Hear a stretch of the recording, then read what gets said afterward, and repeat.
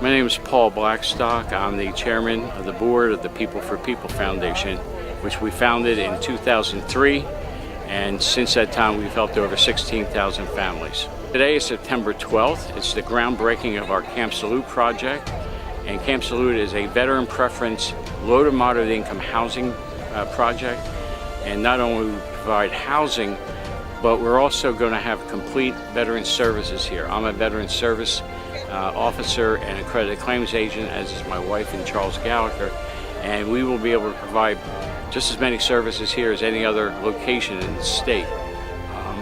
We're looking forward to it. We're looking for a van to take the residents to the different clinics in the area, and we're going to have life skill classes, anything that you can imagine to help build the life of a veteran and his family. I would like to thank everyone for attending the groundbreaking for Camp Salute.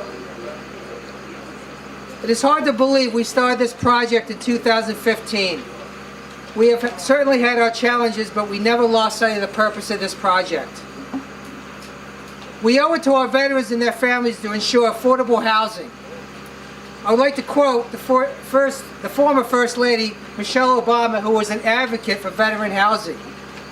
I think we can all agree that if a single veteran returns home and doesn't have a roof over his or her head, that is an affront to everything that this country stands for. Because no one who's worn this country's uniform should ever have to spend a single night, even a single hour, on the streets. Finally, I would like to thank the men and women and their families for the service to this great country. Wow. Where's the Blackstocks? All right. Tom, I have to correct you. It wasn't 2015.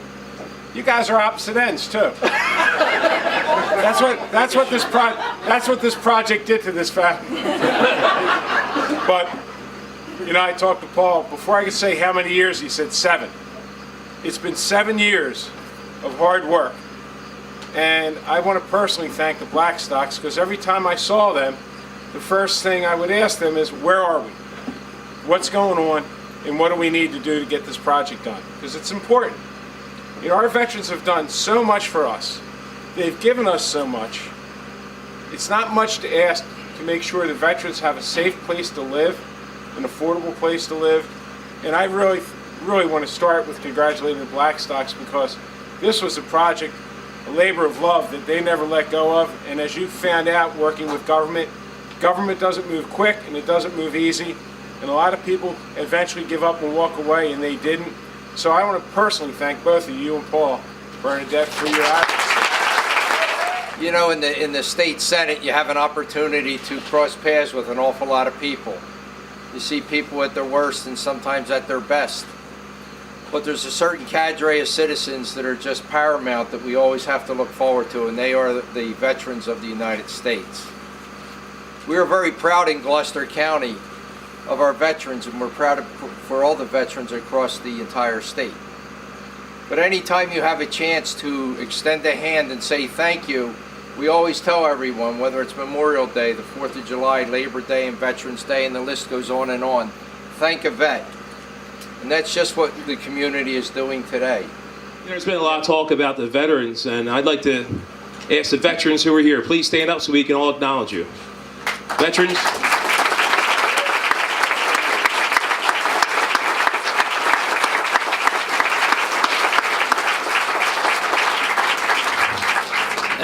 It's been my honor to serve as a freeholder, and my absolute honor and privilege to serve as the Veterans Liaison. And the veterans hear this often, thank you for your service. But I always add, thank you for your service then, thank you for your service now, because you continue to serve us. The veterans who are coming home from Iraq and Afghanistan, you know, the numbers that I researched from 2003 to 2015, there's been nearly 1 million claims of disability. So we have a long way to go to provide housing, and thankful for the partnership here between the state government, the county government, the borough of Clayton, and the two on each end here, the Blackstocks. And Steve said they split up. They're just making sure nobody gets out. Unfortunately, Congressman Lobiana couldn't be here today, but he stopped in our district office on his way to D.C. He wanted me to personally say thanks to the Blackstocks for their commitment. If it wasn't for community commitment to projects like this, it just wouldn't get done. Good morning, everybody. Good morning. I am really happy to be here. My name is Jamela Lamb, and I'm a senior underwriter at Capital One Bank.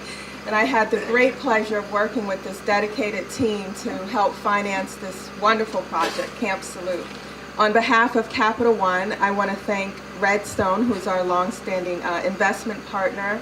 Thank you to the People for People Foundation for really being the boots on the ground and adding so much value and impact to this community.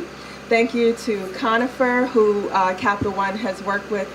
I think this is our 10th or 11th project together. Thank you for building and managing such quality, high quality, affordable housing. Who's more deserving of safe, decent, affordable housing than our veterans? So Sam, I think we got a plan now that really works well for this type of project. So I guess I'll see you next year when we have our next allocation. We're very proud of our contribution to this project, and on behalf of my commissioner, Charles Richmond, and my executive director, who is out there somewhere, Anthony Marquetta, we really want to congratulate People for People and Conifer, who's been our long-standing partner on many projects, and we look forward to doing more projects like this. So at this time, it's my pleasure to introduce Bernadette Blackstock, who's the president and CEO. She is the main force, and every time I saw her, she kept asking me, what's going on, Tom, what's going on? And when I was on vacation, she kept sending me pictures of the project I was moving forward. So Bernadette, thank you very much. I want to do a special shout out because there have been some people who, every time I said the word Camp Salute, would turn around to me and go, oh yeah, because 7 years is a long time. And those people that we really want to appreciate is the board of People for People Foundation. They were there. You know, when Alan first came to us with the idea, we presented it to the board. They were wholeheartedly behind it and have been steadfast in their desire to see this happen. And can you believe, guys, it's finally here. And also I want to, these lovely ladies, all in red, white, and blue flags. This is the staff, and really the best word for them is the team from People for People. Because without them being able to handle everything that happens every day in the People for People office, I don't know if we would have been able to accomplish everything we did. And they are just phenomenal. So I do thank them. So again, welcome and a special shout out to my board and team to this happy and long-awaited 4-day. Camp Salute has been a dream for so many, for so long, that it is hard to believe that it's finally here. There were so many people who went above and beyond the call for 7 years to make this happen. Many of them are sitting right here. When our friend Al Connors came to us with the concept of affordable housing with veteran preference and full supportive services, we knew it was something that needed to be done. But why, you may ask? Paul and I have been asked so many times over the years, since you two have not served in the military, why do you do everything you do for veterans? Why is People for People a veteran preference agency? Why do we do the Vets Picnic? Why do we do the Wreaths of Remembrance? As well as why do we volunteer as accredited claims agents to the Gloucester County Veteran Service Affairs, where we work once a week with our mentor and dear friend, Charles Gallagher? The answer is really quite simple. It's all because of a promise and a commitment that we made to a true hero many years ago. My father-in-law, J.P. Blackstock, was the eldest son in his family. He grew up on a Georgia farm during the Great Depression. As the eldest, he wanted to help his family support their farm. So with no jobs available, he joined the Army at 23, right before Pearl Harbor, so he could send his paycheck back home so his family could buy seeds. After Pearl Harbor and the draft began, JP, who was already a sergeant, was given the task of training young men for battle. He took those young men and turned them into a fighting unit for the 4th Infantry Division that would eventually make up the landing force on D-Day. In December of 1943, JP and his men were sent to Camp Dix as a staging area before shipping out to England. On a weekend pass, he stopped by a USO show at a Philly YMCA on Arch Street. He met a woman, and a week later, he and my future mother-in-law boarded a train to Baltimore and got married. The typical war time marriage. JP then shipped out shortly thereafter and would not return to his wife for 7 years. Wow, 7 years must be the number. At dawn on June 6, 1944, JP and his platoon climbed down rope ladders onto landing crafts to take them ashore as the first wave of landing on Utah Beach. JP was 28 years old. Now, I could write a book on all of JP's time in battle, but I will give you the very short version. JP survived D-Day, went on to fight many other battles over the next month. He was awarded one of America's highest medals, the Silver Star, as well as the Bronze Star, the American Defense Service Ribbon, the Good Conduct Medal, Combat Infantry Badge, and multiple Purple Hearts. On July 9th, 1944, at the Battle of Saint-Lô, France, JP was hit by a mortar blast that riddled his body with shrapnel and amputated his mouth and chin. In the heat of battle, a medic took one look at the severity of his wounds and declared him KIA, killed in action. A body bag was placed over him, and he was sent by jeep to the field morgue. Before doing so, a medic tore the dog tags from JP's neck and wrapped them around his ankle. At the morgue, an old poker buddy of JP's was preparing the bodies for transport when JP's body was brought in. A friend named Charles Dwyer did not recognize JP because of the massive wounds, but he grabbed JP's ankle, read the dog tags, and felt a pulse. Charles immediately sent JP to the aid station and later to a hospital ship. We were honored when Paul and I met Sergeant Dwyer in 1987, and he told us the story, because up until that day, no one knew. When JP was shipped back to the States for the next 7 years, he was confined to military hospitals around the country to put his face and body back together, enduring over 100 operations. For the rest of his life, he was disfigured. Finally, in 1951, he was medically discharged from the Army and returned to Philadelphia and his new family. That's the year Paul was born, by the way. When he got home in 1951, JP had decided to dedicate his life to volunteering for veteran causes. When asked why, he simply said that for 7 years there were volunteers there for him when he needed help. Now it was his turn. He held leadership positions in the VFW, American Legion's, Order of the Purple Heart. His disfigurement never stopped him. When someone asked him what happened, he would simply say, "I forgot to duck."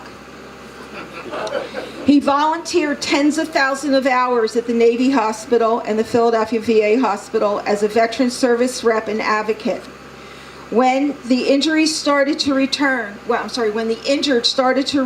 from Vietnam in the 60s, he became a dedicated advocate and crusader for them, He called them his kids. JP also became a voice dealing with Agent Orange issues when he lost his youngest brother from what is now considered presumptives of Agent Orange. His brother Ed was a Huey pilot with 3 tours in Vietnam. JP would then have Paul and I write letters to the top brass in DC from multiple organizations he belonged to, and he was even part of a DAV delegation that traveled to DC to speak before Congress to express their opinion in a very, very vivid way. In 1984, he was the driving force between the Delaware Valley D-Day anniversary observation. He asked Paul if we could help, so we wrote some letters, and on June 6, 1984, we thought we would fill 100 chairs. Only thousands of people showed up, closing down Center City, Philadelphia. We then moved it to the Philadelphia Navy Yard the following year. The event went on eventually every year until we finally moved it to our house in Mullica Hill in 1992. Then after 9/11 of 2001, the event was moved to the 4-H Fairgrounds in Mullica Hill, where it is still held today for free. Last year we had over 1,200 people, and you are all expected to be there on June 23rd at noon this year. At the picnic in our house, JP took Paul and I aside, told us how proud he was of our dedication to veterans, and to promise him that we will continue the picnic after he and his friends were gone. He also told us that most veterans do not want to be honored or made special. They just didn't want to be casted aside and forgotten. Then he asked if we would one day take his place in helping and advocating for veterans. He must have had a premonition, because we lost him a month later. He died of injuries he received when struck by a car exiting a trolley in front of the VA hospital, where he was on his way to volunteer for another day. He was 82. He had volunteered for veteran causes for over 46 years. So, here we are today.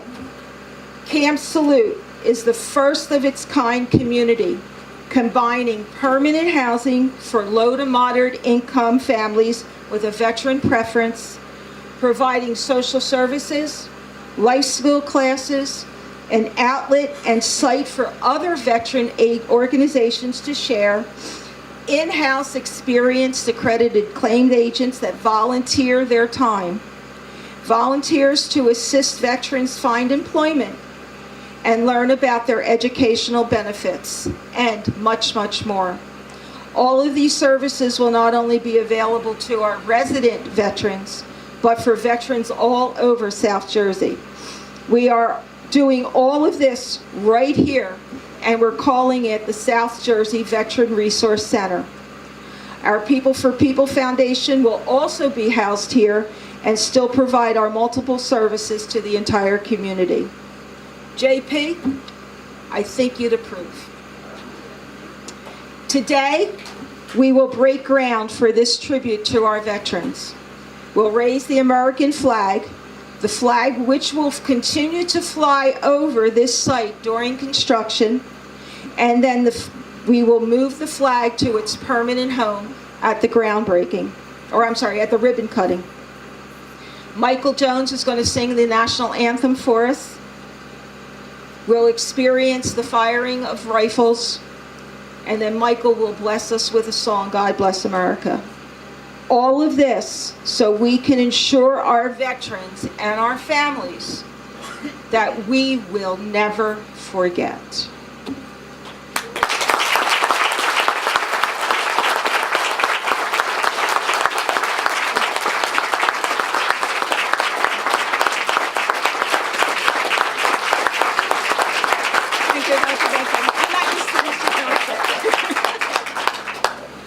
Thank you. Okay, the origin of Camp Salute was a thought which became a vision. This was the vision that we shared with our next speaker, Alan Connors.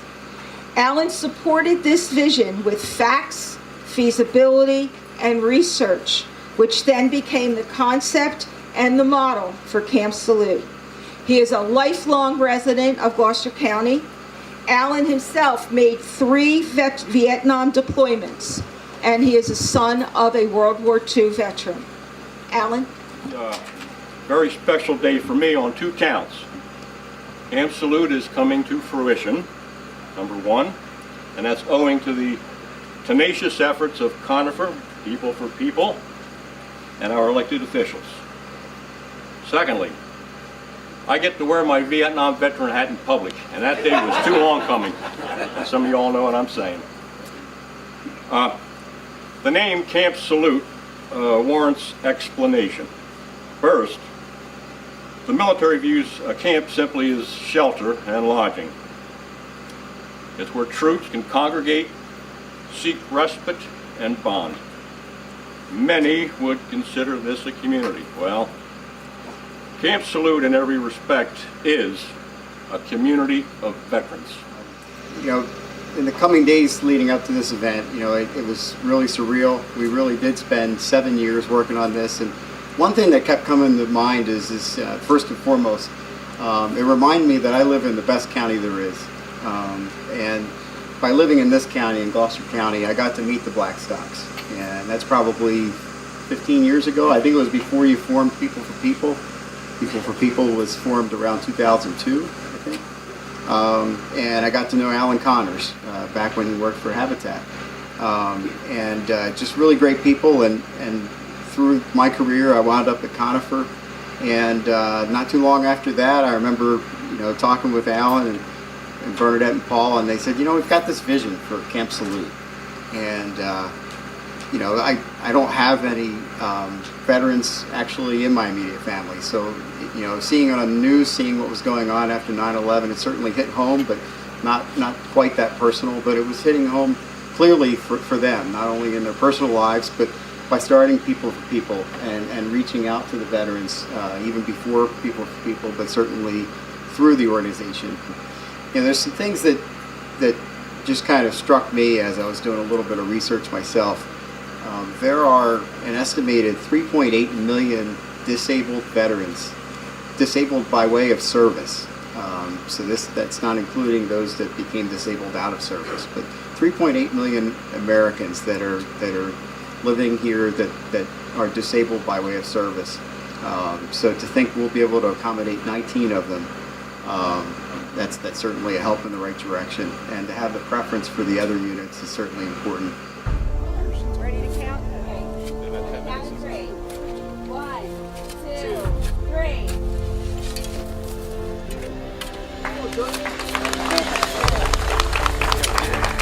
What so proudly we hailed at the twilight's last gleaming, broad stripes and bright stars through the perilous fight. O'er the ramparts we watched, words so gallantly streaming, and the rockets red flares along bursting in.